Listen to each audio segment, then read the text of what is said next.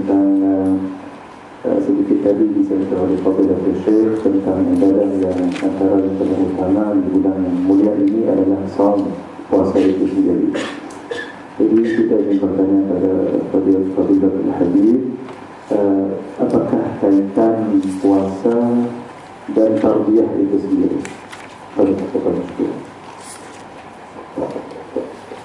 Alhamdulillah, wassalatu wassalamu ala Rasulillah Muhammad bin Abdullah wa ala alihi wa sahbihi wa man wala. Wa ba'du, Fadilatul Syekh hafizahullah wa ta'ala tul hayatih, yang muliakan Fadil Ustaz Mahathir hadirin hadirat rahmatullahi Allah Subhanahu wa ta'ala. Saya rasa saya terlalu asyik mendengarkan daripada ilmu yang telah dicurahkan oleh Fadil Syekh.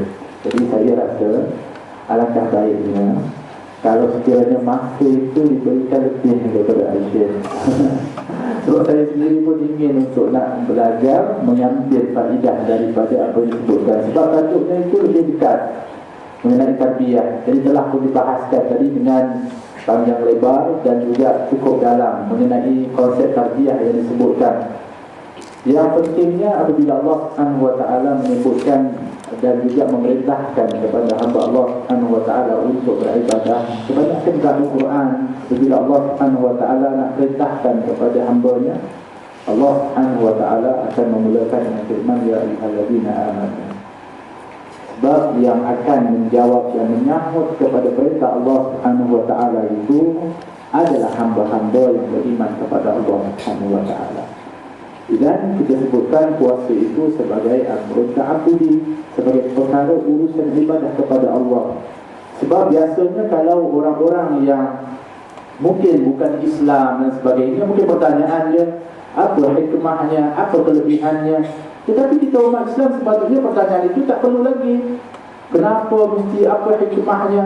Sebab kita umat Islam, orang yang beriman, apabila diperintahkan oleh Allah Subhanahu wa ta'ala, tugas kita adalah sami'na wa ata'na. Itu adalah merupakan sifat orang mukmin yang beriman kepada Allah Subhanahu wa ta'ala. Tak perlu lagi yang kita tanya apa hikmah dan sebagainya. Cuma pastilah hikmah itu pasti diberikan oleh Allah Subhanahu wa ta'ala.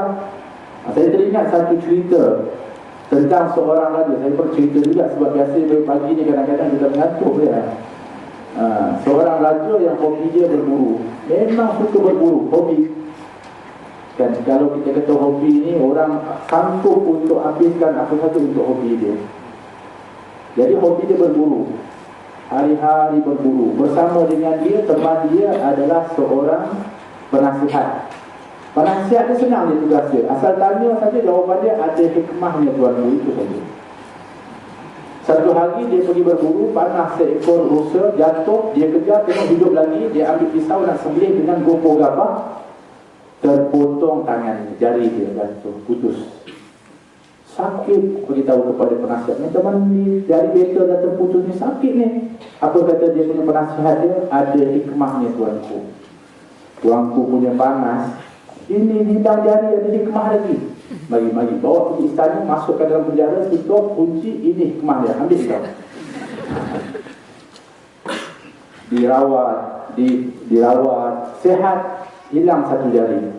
Tapi kerana hobi berburu, nak buat macam mana, keluar juga, pergi cari daripada binatang buruan. Masuk, tapi ketika itu seorang, sebab dia punya nasihat, masuk ke dalam penjara. Tak jumpa binatang, masuk dalam, akhirnya termasuk satu kampung atau satu tempat orang asli. Kebetulan orang asli itu pula dia semakan orang pula. Dan kebetulan hari itu hari raya korban. Tengok ada seorang dengan pakaian indah, raja, sultan, raja, ditangkap, diikat, dia letak dalam periuk dah, air dah dekat sini dah, dia letak perencah semua dah, tinggal nak hidupkan api saja. Cuma mesti kena hadapkan kepada ketua dia. Hadapkan kepada ketua, macam mana? Bagus. Tapi ingat tak pelajaran yang dia ada belajar juga rukunnya, rukun korban, syarat-syarat korban. Apa dia? Mesti yang dikorbankan itu tidak cacat. Rupa sama macam syarat korban kita juga. Dia kena cek betul-betul. Cek semua seluruh badan. tak cukup satu jari. Apa kata ketua dia? Tak sah korban kita. Akhirnya macam mana? Kena buka. Dilepaskan. Ketika dilepaskan, siapa yang paling dia ingat sekali? Penasihat dia. Terus dia dilepaskan, lari pergi istana, cepat-cepat buka pintu, peluk kepada penasihat dia. Terima kasih, betul kata kamu, hari beta yang terputus ini ada hikmahnya. Terkejut dia punya penasihat dia, kenapa tuanku, kenapa? Diceritakan beta masuk hutan, kena nak dikorbankan, berkat jari beta yang terputus ini, beta dilepaskan. Apa kata penasihat dia? Tuanku masukkan saya dalam penjara pun ada hikmahnya juga. Apa hikmahnya? Kalau saya tak masuk penjara, pasti saya ikut tuanku. Kalau saya ikut tuanku, pasti tuanku lepas. Tuanku tak cukup satu jari, saya yang kena korban. Ada hikmah, maknanya apa saja yang telah pun diperintahkan oleh Allah, semuanya ada hikmah. Kita seorang mukmin ini tak perlu tanya lagi apa hikmahnya. Pasti ada hikmah yang telah pun dijanjikan oleh Allah Subhanahu wa taala. Kita tinggal lagi adalah menyambut sami'na wa ata'na. Dan di sana Allah Subhanahu wa taala telah lanjutkan la'allakum tattaqun. Mudah-mudahan kamu bertakwa. Di sana banyak tafsiran, di antaranya adalah supaya menjaga seseorang itu daripada maksiat. Juga menyempitkan ruang syahwat nafsunya. Saya cerita lagi tentang nafsu ini sebagai satu semangat. Saya teringat Al-Habib Ahmad bin Zain Al-Habsyi, anak muridnya Al-Habib Abdullah bin Ali Al-Haddad. Ketika ditanya, sebab dia ni memang suka minum air sejuk. Biasanya orang Arab ni, dia suka minum air sejuk sungguh. Kalau kita kata, kalau sekiranya kalau orang masuk rumah tak ada air sejuk, lebih baik tak hidangkan air daripada hidangkan. Bagi mereka begitu. Air sejuk ni memang suka betul, air batu. Jadi dia tinggalkan minum air sejuk. Sehingga orang heran, kenapa Habib kamu tinggalkan air sejuk ni? Dia kata kerana ketika mana sampai sekarang ini, nafsuku yang suka untuk minum air sejuk itu. Sehingga dengan sebab nafsunya yang dah menyebabkan dia suka, nafsu yang suka, dia lawan hawa nafsunya.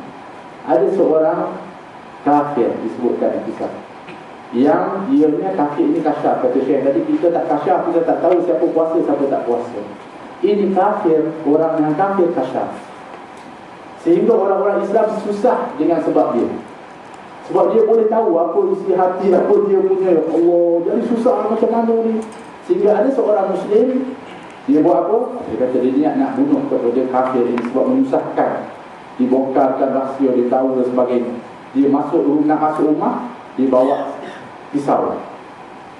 Tapi kerana ini orang kasyaf, sebelum dia naik dia turun, jangan naik dulu, tinggalkan pisau kat luar. Allah tahu benar. Nah, buat macam mana? Akhirnya masuk, duduk di depan kafir tersebut. Dia pun bercakap macam mana nak halang daripada apa yang dia buat. Akhirnya dia kata, kenapa tak aku cuba untuk ajak dia masuk kepada Islam? Dia kata, wahai fulan, kamu ni ada kelebihan dan sebagainya. Alangkah hidupnya sekiranya kamu memeluk kepada al-Islam. Diam orang kafir. Akhirnya dia kata, asyhadu an la ilaha illallah wa anna Muhammadar Rasulullah. Mengucap terus. Kejut pula Muslim ni. Dia kata, subhanallah, macam mana ni aku heran kepada kamu dua perkara. Yang pertama sekali, kerana kamu kasyaf. Kamu bukan Islam, tapi kamu kasyaf. Yang keduanya, kenapa kamu terus memeluk kepada Islam setelah aku mengajak kamu memeluk Islam? Dia kata, kamu nak tahu tak kenapa aku diberikan kasyaf oleh Allah? Kerana aku adalah orang yang paling menentang kepada hawa nafsuku. Kalau nafsuku suka yang ni, aku tak buat. Kalau aku nak nafsu aku suruh buat ni, aku buat begini. Lain. Berlawan. Akhirnya dengan sebab itu dia kasyaf. Subhanallah. Dan aku memeluk Islam sebab ketika kamu ajak kepada Islam, aku diam kerana nafsu aku tolak. Nafsu aku tak nak. Maka apabila nafsu aku tak nak, aku nak. Melawan kepada nafsu. Subhanallah. Itu perbuatan di dalam orang-orang yang menentang kepada hawa nafsunya. Dan didikan Ramadan, khususnya puasa ini, adalah mendidik kepada nafsu. Kita diberikan peluang oleh Allah, sehingga kita sekarang ini berhadapan dengan hawa nafsu kita. Sejauh mana kita di dalam berhadapan dengan hawa nafsu kita. Sebab hari ini tak sedikit orang yang tewas dengan hawa nafsunya, sehingga yang menempati kepada tempat syaitan itu adalah nafsunya. Disebutkan tadi nafsu mata, nafsu dan sebagainya. Nafsu perut sendiri kita hari ini dewas. Walaupun kita masih bazar Ramadan tu, kita susun kuih yang kita beli itu dengan perut kita, dengan kita punya tubuh ni tak cukup masuk dah. Lebih. Tapi kerana nafsu tadi, kita beli juga. Patutnya kita buat jadual kuih setiap hari. Kalau kita buat jadual kuih, satu hari 2 biji kuih, sebulan 60 biji kuih, macam-macam kuih kita boleh makan. Tapi kerana tak ada jadual, akhirnya kita beli macam-macam. Kita beli daripada ujung ke ujung. Ya Allah, jadi ayam gilik dan sebagainya itu semua kita akan beli. Sebab apa? Sebab kita tak ada tahu, kita tak ada target. Apa lagi kita maaf lah, pasal Ramadan ni kadang-kadang bukan tak bagi pagi.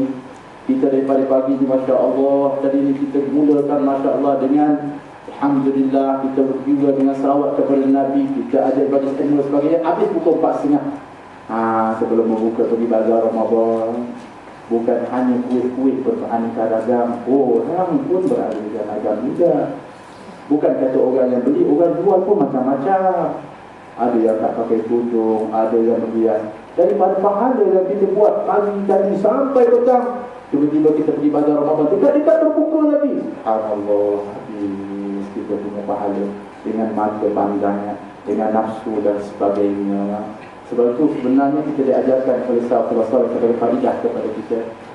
Di saat-saat nak berbuka ini, saat-saat mustajab doa. Sebab itu di antaranya diamalkan. Kalau di Indonesia biasanya di pesantren-pesantren, kita diajar juga di Hadramaut.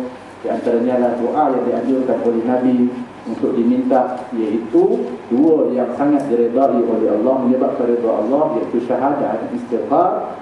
Dan 2 yang kamu pasti inginkan dia, iaitu syurga dan jauh dari neraka. Asyhadu an la ilaha illallah, astaghfirullah, nas'alukal jannata wa na'udzubika minan nar. Dibaca sampai waktu azan. Ini tak tengok TV sampai berbuka sebab nak tahan lapar tengok TV. Apa tengok TV sangat lapar macam tu? Kan doa. Dan memang kita puasa nak kena rasa lapar dan dahaga. Kalau kita puasa, saya puasa Alhamdulillah memang tak ada rasa lapar, tak ada rasa bahagia. Allah, bangga pula tu. Ini budak-budak kecil boleh tak bangga seperti itu? Habib siapa? Muhammad bin Hasan Al-Jamalulain tak baca, dia baca, dia ahli Quran, subhanallah. Tapi siang ditinggalkan bacaan Quran di bulan Ramadan sebab apabila dia membaca Al-Quran, dia akan lupa lapar dan dahaga, bahkan dia seperti diberi makan dan minum. Akhirnya dia tinggal itu bukan kerana dia tak nak baca Quran, tetapi dia nak rasa lapar dan dahaga itu. Habib Muhammad bin Hasan Al-Jamalulain, subhanallah. Ini orang-orang ahlillah yang disebutkan supaya mendidik, mentarbiah dirinya itu di dalam Ramadan. Sejauh mana didikan dan tarbiyah itu berada dalam jiwa dan diri kita, sehingga kita ini ada larangan khusus di dalam Ramadan yang sebenarnya larangan itu ada di luar Ramadan. Seperti mana qaulud dzur ini disebutkan di luar Ramadan, itu tidak boleh. Begitu juga tidak boleh wala yaskhab, tak boleh juga sebenarnya kita bertelingkah, kita menjerit, kita mengucapkan perkataan tak baik di luar pun tak boleh. Tapi dikhususkan dalam Ramadan ini. Kenapa? Untuk mentarbiah kepada kita, khususnya dalam bulan Ramadan yang disebutkan tadi, kita rahsia kita dengan Allah Subhanahu wa ta'ala. Sehingga kalau ada orang yang memaki kita, ada orang yang mengajak kita bergaduh pun, kita kena pujuk diri kita dengan mengatakan inni shaimun. Supaya apa? Kita tahan. Ini syahrul sabar, ini bulan sabar. Bukan sabar setelah kita dipintas kereta, dari kereta pintas terus kita maki keluar, terus keluar perkataan. Dah habis kita punya tu. Kita nak kena jaga lisan kita, kita nak jaga anggota badan kita, kita nak naik dari tingkat puasa awal kepada puasa khusus. Belum lagi khusus kepada khusus. Allah. Tapi yang ini nak tingkat, tak tingkat-tingkat dah berapa tahun dah kita dalam Ramadan. Mudah-mudahan insya-Allah pada tahun ini kita meningkat. Saya tadi nak bagi banyak masa kepada Syekh, tapi ada juga kisah-kisah ni yang saya nak ceritakan. Mudah-mudahan insya-Allah kita akan mendapatkan manfaat daripadanya. Ada wa billahi taufiq. demikian